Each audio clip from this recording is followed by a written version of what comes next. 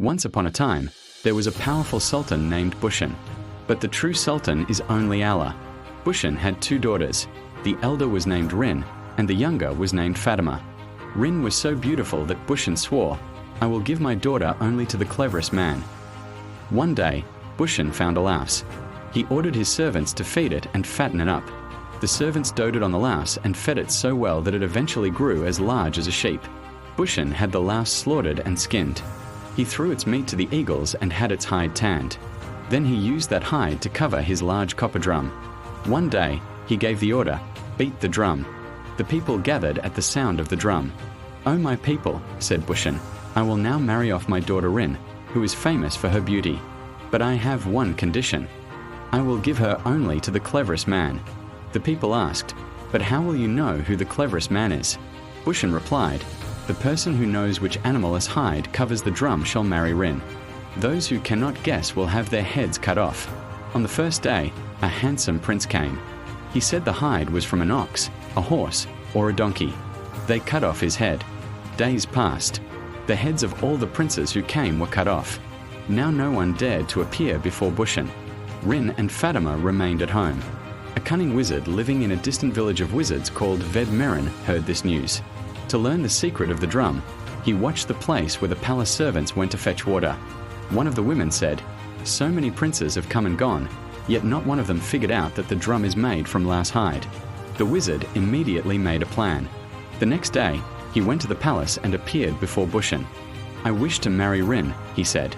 Bushan warned him, "You have 3 guesses. If you cannot guess, I will have your head cut off." The wizard said, "I would gladly give my life for Rin." His first guess, sheep hide. Bushan, wrong. His second guess, louse hide. Bushan, correct. Now beat the drum. The wizard married Rin. He spent a year in the palace. Then he said he wanted to return to his homeland. Bushan tried to stop him, but the wizard said, "My father and I are alone. I will take my men and return later," and so he left. But he did not go far. He dove into the sea, gathered the other wizards, and returned with them to Bushan's palace. A splendid wedding procession set out. Fatima also wanted to go with her sister. 3 days later, the procession returned, but Rin, Fatima, and the wizards continued on their way. On the road, when Rin asked for fruit from a tree, the wizard pulled out a long tail from under his robe, shook the tree, and made the fruit fall. Fatima fainted. Rin, however, was delighted. "You are so different. I have never seen another man with a tail." Though Fatima was afraid, Rin seemed happy. When they came to another large tree, Rin asked for chewing gum. This time, the wizard pulled out a sword-like tooth from his mouth and cut the gum. Fatima became frightened again.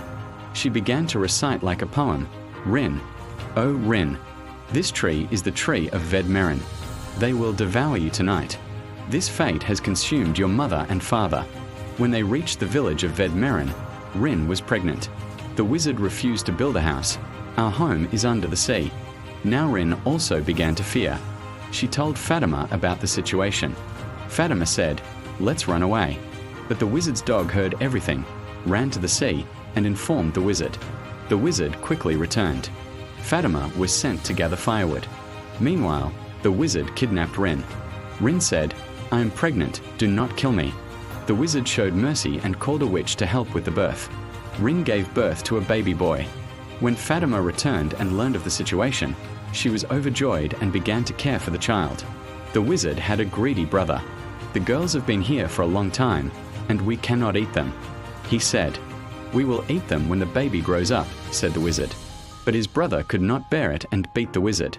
He broke Rin's neck, drank her blood, ate her flesh, and threw her bones to the dogs. Then he killed his brother as well.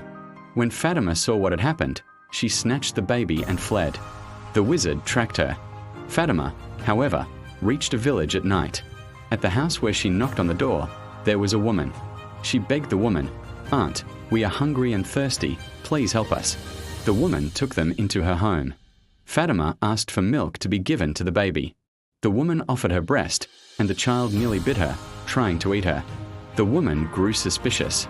Fatima realized that the child, like his father, was a wizard, and she beat him. Time passed, and the child grew up. He began to play with the woman's son. One day, while playing, he killed the boy, drank his blood, ate his flesh, and threw his head into the stove pit. When evening came, he murmured, "Kaltite, Kaltite.